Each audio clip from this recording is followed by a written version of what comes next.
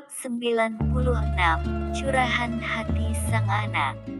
Di mana anak itu?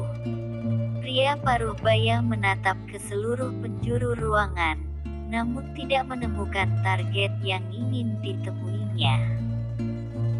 Tanpa basa-basi Raharja melemparkan map yang dipegangnya ke meja. Maaf Tuan, atas keterlambatan Tuan Muda. Dia di dalam kamar, saya akan memanggilnya. Ucap Han gugup. Badai petir melanda, aroma kegat asteris Han mulai tercium dari tatapan mata pria tua itu. Kehadiran Raharja di dalam apartemen itu membuat para pelayan gemetar ketakutan, memilih menundukkan kepala serta berdiam diri, tidak berani mengusik serta memancing kemarahan harimau As. Pemalas, rumutnya.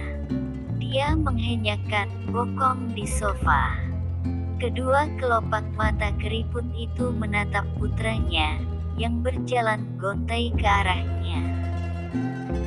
Terlihat di raut pria itu tidak mendambakan kehadiran di bapak, cuek tidak menatap sedikit pun ke wajahnya. Hahem, Pa. Masih ingat rupanya jalan ke tempat tinggalku, aku pikir kamu telah lupa.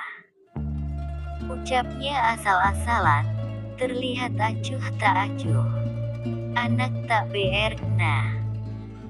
Kau pikir aku tidak memantau pergerakanmu?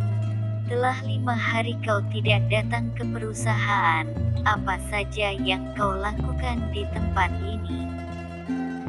Bermalas-malasan apakah kau ingin perusahaan itu bangkrut? Hahem. Aku tidak tertarik dengan perusahaan itu, jika ingin silahkan handle sendiri.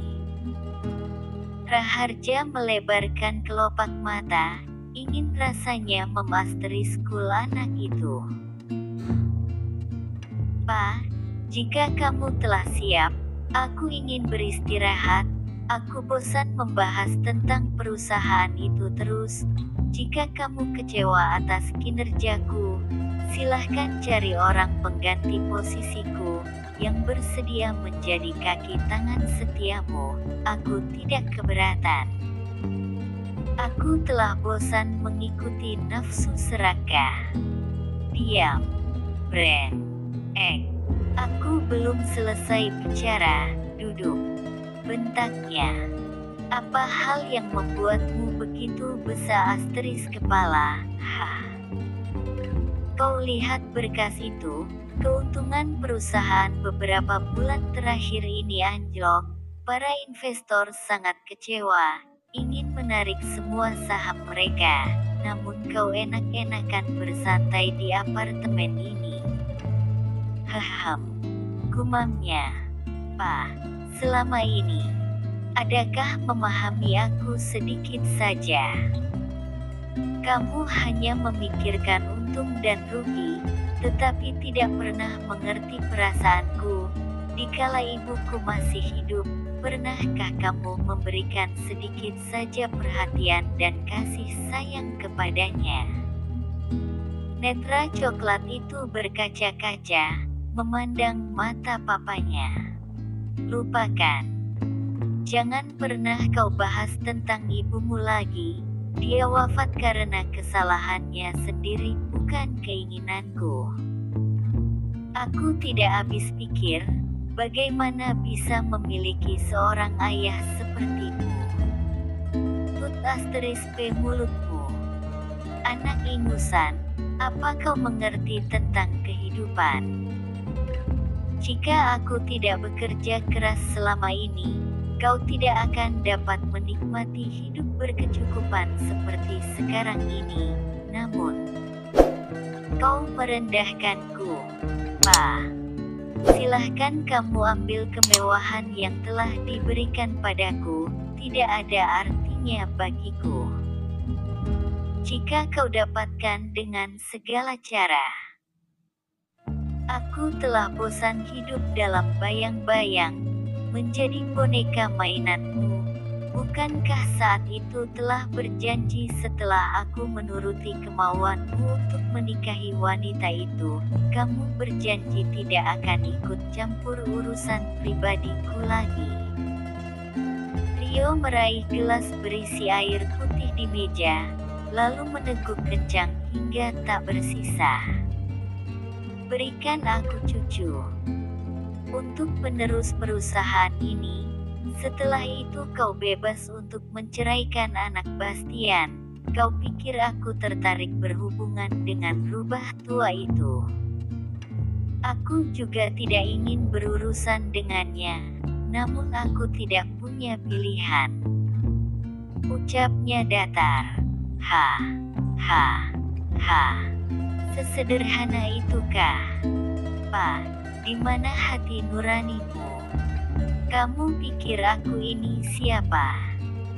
Jangan mendorongku melakukan hal yang sangat tidak kusukai. Jangan harap. Ingat, sampai kapanpun keinginan itu tidak akan pernah terwujud. Ucapnya tegas. Jika tidak, terimalah statusmu sebagai suami sah dia selamanya. Pungkasnya. Pertimbangkanlah, kau pintar bukan? Berpikirlah secara realistis. Refleks, Rio memasteri senting gelas kaca yang berada di tangannya. Biarkanlah aku selamanya berkarat daripada menit astri wanita itu. Raharja melotot mendengarkan ucapan putranya. Kau sudah GL. Apakah wanita miskin itu telah membuat matamu buta, tidak bisa melihat dengan cermat, memandang jauh ke depan? Pak, kamu benar. Wanita itu telah mencuri semangat hidup anakku. Di mataku dia adalah wanita sempurna yang telah menghipenasteristis anakku. Ucap Rio diiringi tawaan kecil. Otakmu sudah tak beres, jangan pernah bahas wanita itu lagi di depanku. Pak, bukankah wanita itu menantu pilihanmu? Rio kembali tertawa renyah, tak lama tersungkur di sofa.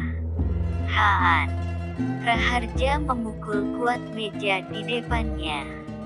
Iya tuan. Han terperanjat, bercampur gugup. Apa yang telah dilakukan anak CLN ini, sehingga otaknya tidak bisa bekerja dengan benar? Maaf tuan, katakan, apakah kau akan berbohong juga kepadaku? Mau atau tidak, Han terpaksa mengatakan kebenarannya.